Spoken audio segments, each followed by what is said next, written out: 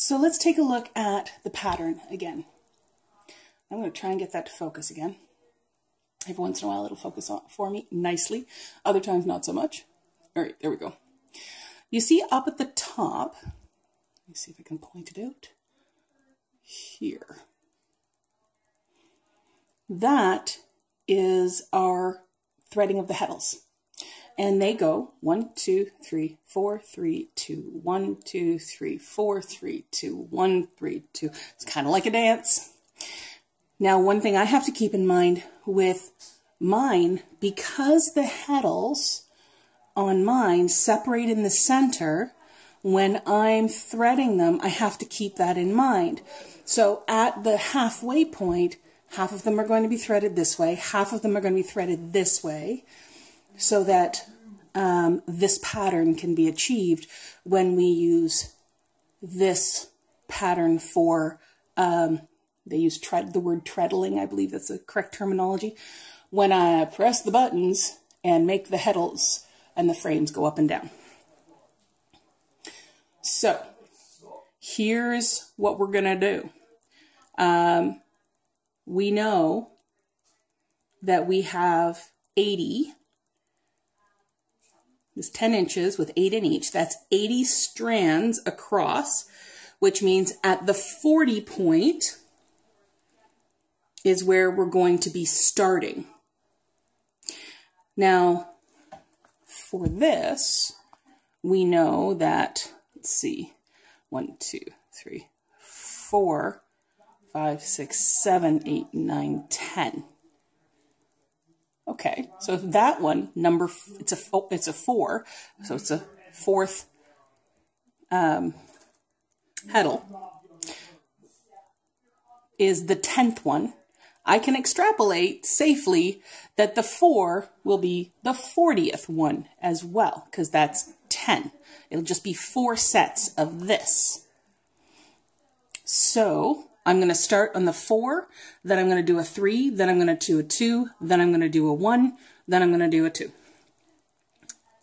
So I'm going to separate off my yarn in groups of 8, and then we'll start doing the threading of the heddles. Okay, words are not easy all of a sudden. We'll work it out. We'll make it together. First thing, let's tie off a set of 8. So 2, 4, 6, 8. I know that that is 1 inch. Now by tie off, I mean something you can take out again, right?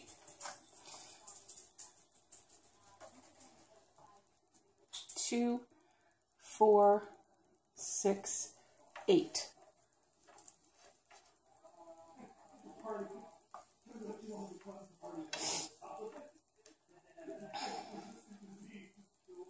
Okay, it's 10 inches. Okay, so here we are.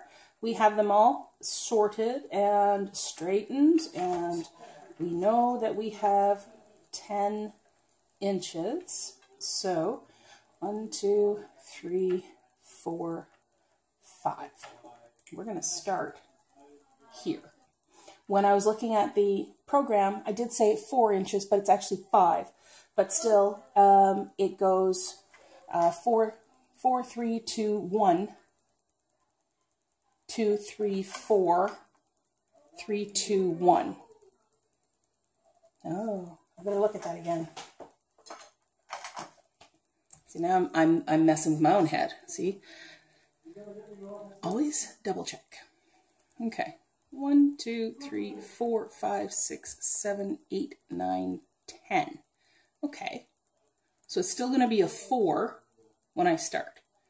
So we're going to thread starting at the 4, going that way. 4, 3, 2, 1, 2, 3, 4. No. 4, 3, 2, 1, 2, 3, 4. Yes. It's really not that difficult. I'm just making it sound more difficult than it is. Let's just do this. What do I need? I need a crochet hook.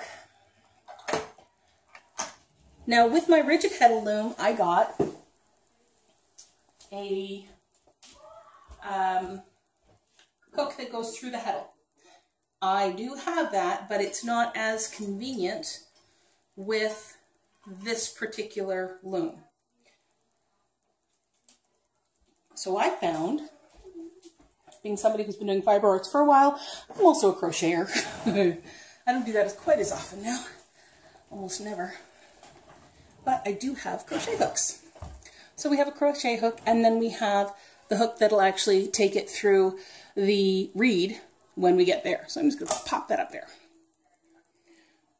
We know that we have 40 strands from here to the center point, which means when we count out 10 on here, which takes us to the 4 on the pattern, we can extrapolate 4 more sets of that, and that's going to give us halfway across the pattern. So we're going to start with the 4 and work backwards. So I have a group of 8, so it'll be 4, 3, 2, 1.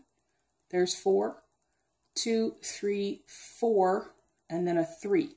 So I need 2 4s, 3 3s, 2 2s, and 1 1. And I think that's going to be way too much complication for my brain this evening. So we're going to pull out a set of 4, a 4, a 3, a 2, and a 1. And then we'll go from there. So yeah, wow.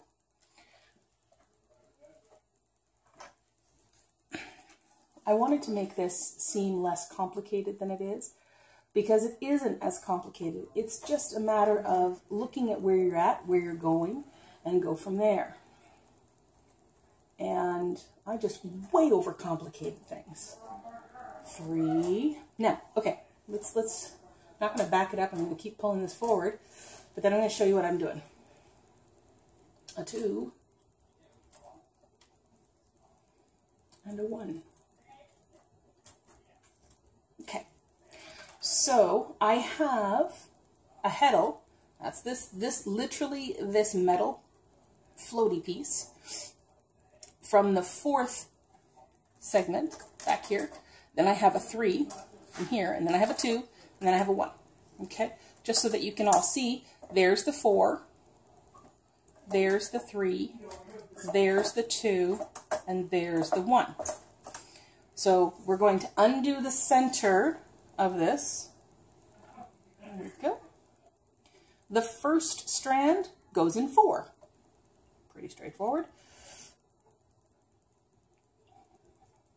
Let go. There we go. And we're going to put it through, hook it, pull it through 4. I'll take the rest of these, put them over here. Then the next one is going to go in the 3rd one. Get these out of the way. And then we're going to tuck this so it's right alongside and it's in place. 3.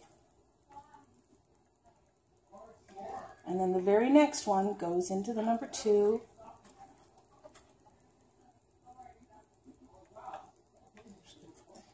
These over here.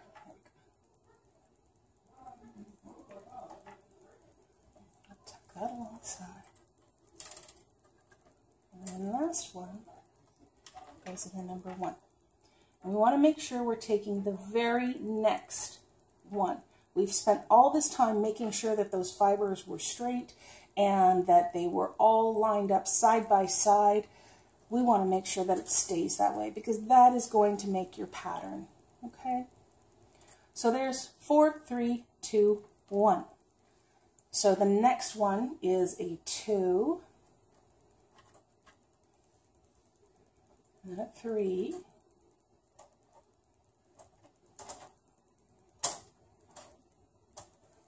and then a 4. So we'll get those done up.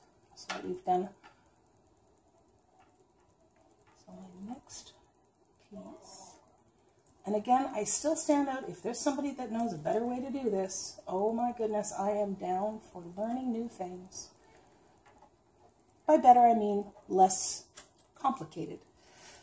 And then we're not going to lose these because So we've pulled them all together. We now know these ones are, that's 1 inch. They are threaded through the heddles. So again, secure them with a slip knot so that we can get that out later on. And that is now done. So I'm going to repeat that on this side. Then I'm going to do the mirror image of it from this side, because this one started with 4. Then it'll be 3, 2, 1, that direction, so that it's the same pattern all the way across. Going 1, 2, 3, 4, 3, 2, 1, 2, 3, 4, 3, 2, 1, all the way across. This way we can make those diamonds. I'll be back once the heddles are all threaded.